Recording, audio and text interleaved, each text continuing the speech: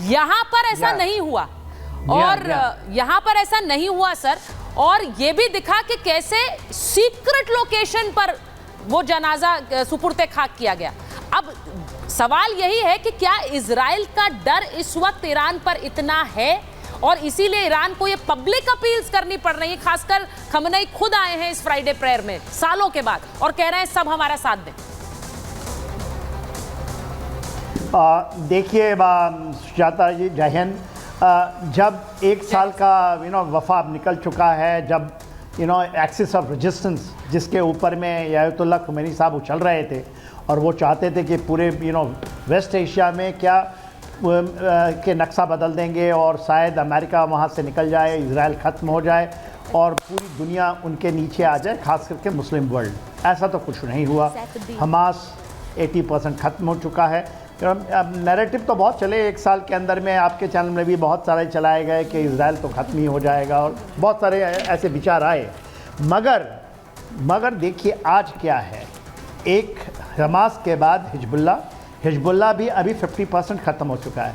Militarily जब आप देखते हैं कोई भी संगठन जब उसकी कैपेबिलिटी एंड कैपेसिटी 50% से ज़्यादा ख़त्म हो जाती है तो वो ख़त्म हो जाती है। देखिए टीवी डिबेटों में तो यह आता है कि नहीं अभी भी तक हमास जिंदा है, वो सोच है, वो सोच जिंदा रहेगा, सोच मारेगा। सोचों को बदला ही जाता है, सोच ऐसा ही बदलती है। सोच हर एक समय नहीं चलता है, क्योंकि हमारे सब कॉन्टिनेंट में भी जब बातें होती थी जो पाकिस्तान से टेररिज्म चलाया जाता है तो वहाँ पर कहते हैं सोच तो जिंदा ही रहेगा, ख़त्म नहीं हुआ। अब देखिए बदल गया। आपने एक बहुत बड़ा चीज़ें ली, साउथ ईस्ट एशिया में एक डिसीजन लिया, अगस्त 2019 में चीज़ें बदल रही हैं। तो आज जो आप देख रही हैं और वहाँ पर वो कोई भी ज़मीन लड़ रहे हैं। आज केवल ईरान के अंदर में भले ही देखिए आपने दो बात कही कि एक तो सुपुर्द खाक जो जब उन्होंने लेबनान में किया बैरूत के अंदर में, तो वो भी सीक्रेट तरीके से कर दिया। मेरे ख्याल से शायद उनके फॉरेन मिनिस्टर पहुँचे होंगे ईरान के, वहाँ फॉरेन मिनिस्टर।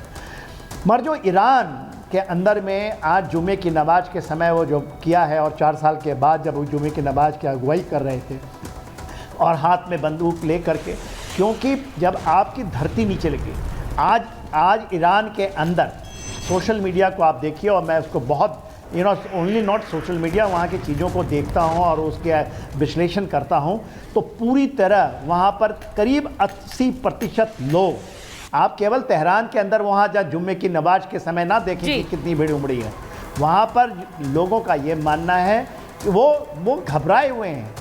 वो IRGC कंप्रोमाइज्ड है 50%। इस्माइल हानिया मरने के बाद 2 उनके टॉप लीडर्स को उन्होंने पकड़ रखा है और वो IRGC के हैं।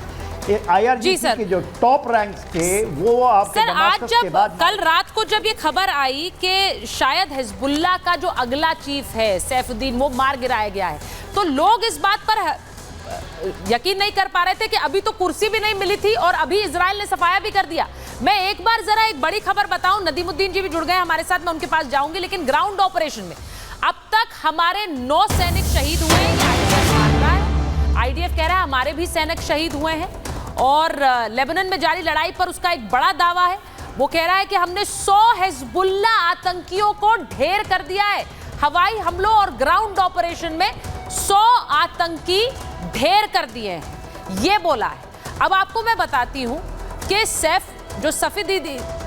सैफुद्दीन का जो काम तमाम किया है उसकी खबर कैसे आई, वो जरा अपने दर्शकों को बताती हूं, उसके बाद मेहमानों पर वापस जाऊंगी। चीफ बनते ही नसरल्ला का जो भाई है उसका खात्मा कर दिया इजराइल ने।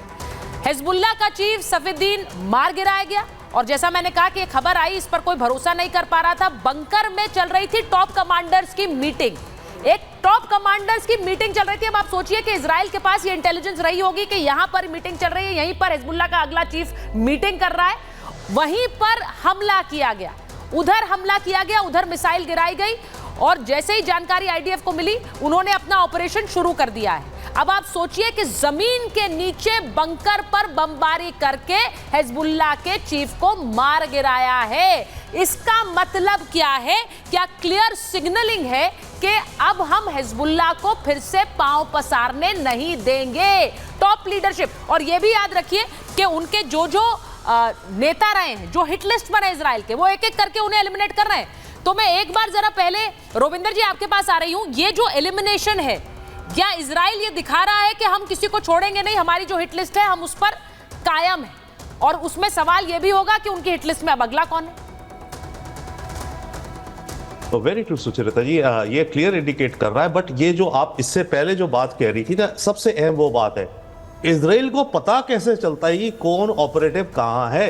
यस, जो ये मार रहे हैं इनको, राइट, ये कैसे पता चलता है?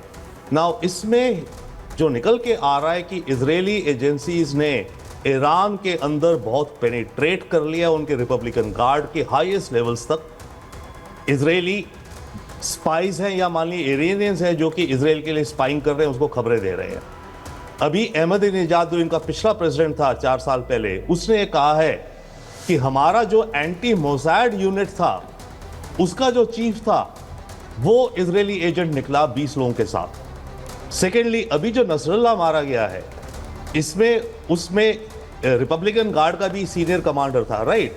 तो अपेरेंटली उसको भेजा गया था ईरान से नसरुल्लाह को बताने के लिए कि तुम्हारे आसपास का ब्रीच हो चुकी है इंटेलिजेंस, तुम इमीडिएटली छुप जाओ या ईरान आ जाओ। एक्चुअली हाँ, उसका मैसेज ये था कि आप ईरान आ जाओ, राइट? वो मैसेज लेके गया था उसके पास कि हमारी सारी इंटेलिजेंस लीक हो रही है, आपकी भी लाइफ खतरे में, आप ईरान आ जाओ, इधर आ जाओ। वो वही मारे गए। तो सबसे बड़ी जो चीज है वो एक ये है कि ये इनकी इंटेलिजेंस है जिस भी रूप से, इलेक्ट्रॉनिक रूप से, बट इनसाइडर्स हैं जो इजराइल ब्रीच कर चुका है। तो ईरान जो घबरा रहा है अब, उसका एक बहुत बड़ा रीजन ये भी है ना कि क्या करें, किस पे विश्वास करें अपने हाईएस्ट लेवल्स में भी, जो कि एक बहुत ही डेंजरस और खतरनाक सिचुएशन होती है किसी भी देश की लीडरशिप के लिए कि आप आपस में ही नहीं ट्रस्ट कर पा रहे कि कौन घर का भेदी है हमारे। That is one big outcome of this. Secondly, आज का जो इसका स्पीच था, इसमें यस राइफल थी, वो एक बड़ा मैसेज था। इसने ये स्पीच अरबिक में भी बोली कुछ पोर्शंस, राइट? तो इनका ऑडियंस जो था इसका आज की स्पीच का डेफिनेटली अपने तेहरान के लोग, international but also the Arab world. तो प्रयास ये कर रहा है ईरान एंड खमेनी, जो ये कह रहा है सब मुस्लिम इकट्ठे हो जाओ, मुस्लिम देश हो जाओ। इनका प्रयास अब यह है कि अरब देशों की सड़कों पे, स्ट्रीट्स पर अगर पब्लिक आ जाए और जहां पर सऊदी में इधर उधर अपने लीडर्स को बोले कि आप कुछ कदम उठाओ। By the way, last quickly, Saudi Arabia जैसे देश ईरान से इतना परेशान क्यों रहते हैं? उन्हें ये डर रहता है। सर, मैं उस पर आना चाहती हूँ क्योंकि ये बड़ा इंपॉर्टेंट है, क्योंकि आज जब खमेनी ने एक तरह से अपील की है मुस्लिम वर्ल्ड को, तो जो मुस्लिम वर्ल्ड में जो खलीफा माने जाते हैं, जो बड़े बड़े देश हैं, क्या वो ईरान के साथ खड़े हैं? और क्या इस वक्त हर कंट्री को एक स्टैंड लेना होगा? उसमें भारत भी शामिल है। ये बहुत इंपॉर्टेंट सवाल मैं पूछ रही हूँ, क्योंकि अभी तक भारत ने अपनी प्रतिबद्धता, भारत ईरान के साथ भी डील करता है, भारत इजराइल के साथ भी डील करता है। तो ये भारत के लिए भी एक ऐसी क्या सिचुएशन आ सकती है जहां हमें चूज करना पड़े? मैं एक बार